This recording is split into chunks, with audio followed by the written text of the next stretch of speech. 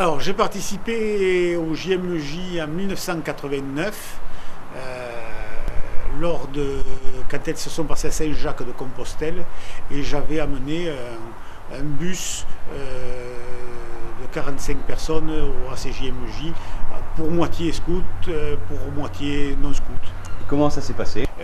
À ce moment-là, les JMJ n'étaient pas connus en France, j'allais dire. On faisait partie de quelques martiens qui se réunissaient, mais enfin, on s'est retrouvé quand même 500 000 au Mont de la Joie à Saint-Jacques-de-Compostelle. Il y avait eu auparavant une réflexion qui avait duré 3 jours, mais à laquelle tout le monde n'était pas invité. Et on s'était finalement retrouvé pour disons 24 heures, tous ensemble, et on devait être un demi-million de jeunes. Vous étiez un demi... J'y suis allé d'une part pour faire une démarche de foi et pour accompagner des jeunes, puisque j'étais le responsable du bus. Et qu'est-ce que vous pensez? Ça a amené un élan de... Enfin, je vois moi au niveau du groupe de Capendu, nous étions 22 scouts et guides. Ça a quand même énormément resserré les liens entre nous. Ça a permis aussi de discuter, de prier ensemble, soit dans le bus, soit en marchant. Alors j'en garde des souvenirs de fatigue parce qu'il fallait gérer beaucoup de choses en même temps. Mais j'en garde de bons souvenirs. Il y a eu des galères? Oui, par exemple, une des galères, c'est le zèle à un poste d'autoroute en Espagne où certains bus étaient passés, avaient demandé une localisation et systématiquement les gens du péage avaient donné un plan et en fait c'était pas le plan qui nous était destiné, donc on s'est retrouvé sur un lieu de bivouac où on était prévu pour être 400, on s'est retrouvé 1500 à 1800, ce qui a créé quand même une certaine cacophonie. C'était dans le coin de Burgos. Et des bons moments, vous en avez? Enfin, c'est aussi un bon moment quand on se trompe. Des bons moments, oui. C'est toute cette ambiance festive qu'il y avait dans notre équipe de maîtrise de ce bus. On l'a refait à partir de cette ambiance, la bonne ambiance. La bonne ambiance qu'il y avait dans l'équipe de responsables du bus. Où chacun avait sa responsabilité. C'est aussi la veillée avec le pape. Et puis, j'allais dire, un autre choix personnel. C'était l'année où je me mariais. Et on avait eu le choix avec ma femme, soit de faire un voyage de noces, soit d'aller au JMJ. Et on était ensemble au JMJ. Et vous ne l'avez pas regretté alors? Non. Ah bah. Moi non. Moi non. Moi non. Non. Elle peut-être. Ok. Ah, je lui dis que c'est pas ringard, que c'est l'occasion de participer certainement au plus grand rassemblement mondial de jeunes qui peut se faire. Ce sera pour lui l'occasion de rencontrer d'autres jeunes de sa génération.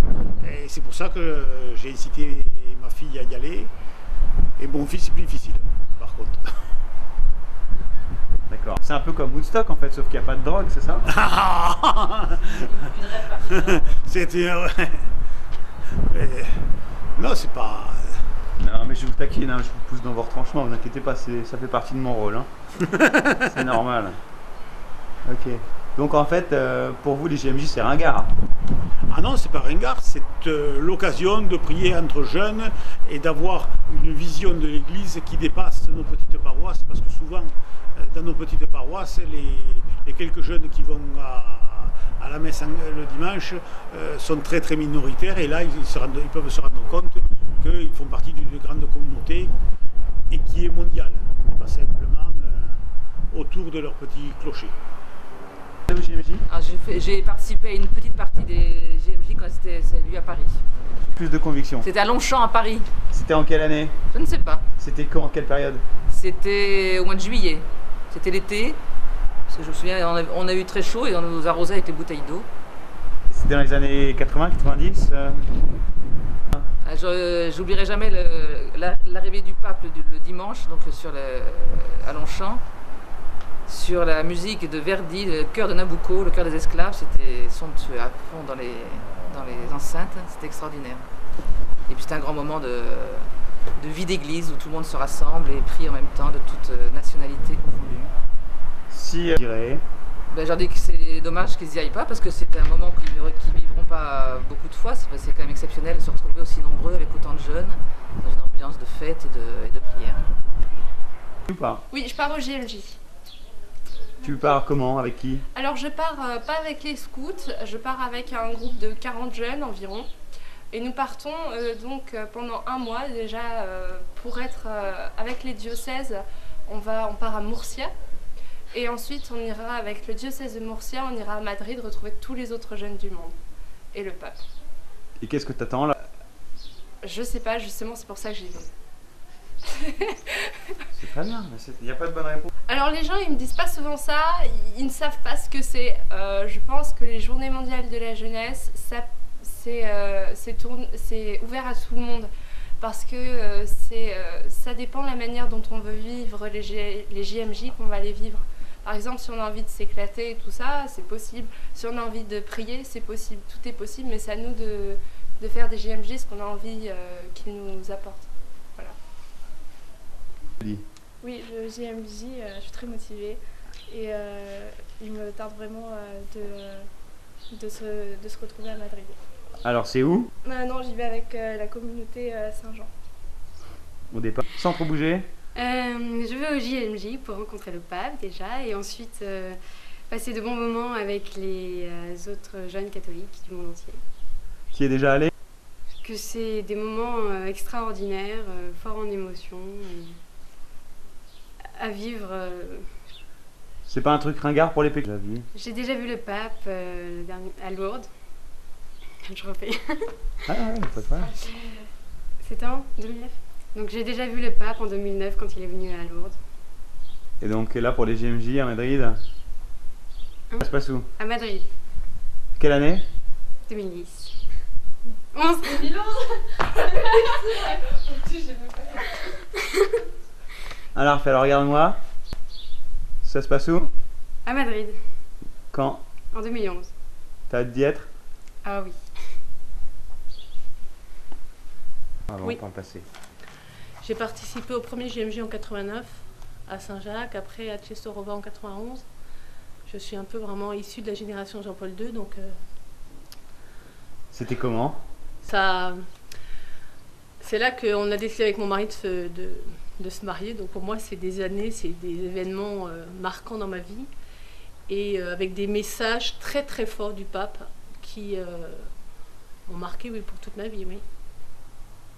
Des moments difficiles? Pendant les JMJ? Ouais. Surtout à Saint-Jacques, où il y avait quand même très peu d'organisation. Moi, j'étais chargée d'un groupe de 350 personnes. Donc voilà, mais joyeusement, on y est arrivé dans cet espace énorme où il y avait une poussière. Enfin, mais voilà, on était plein de jeunes et autour de notre Saint-Père, c'était génial. Donc, les JMJ, c'est de se dire que c'est pas possible qu'il n'existe pas quelque chose quand on se retrouve des milliers ensemble devant notre Saint-Père et cette joie, voilà, c'est un cœur énorme.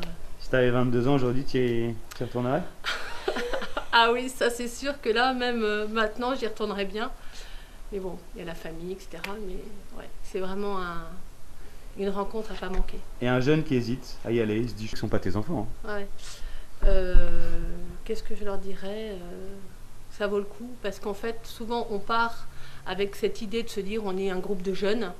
Et en fait, le Seigneur nous prend là où on en est et il se passe forcément des choses. Il y a vraiment une rencontre avec le Seigneur dans tout ce mouvement de jeunes. Et là, on vit quelque chose d'inoubliable. Les JMJ 2011 seront à Madrid et c'est un grand mouvement de jeunesse qui permet de manifester au monde que les chrétiens sont toujours bien vivants et sont toujours avec une foi inébranlable. Donc ça permettra à chacun de de se manifester. On n'a pas l'occasion d'avoir un aussi grand rassemblement au niveau mondial. Tu veux que je...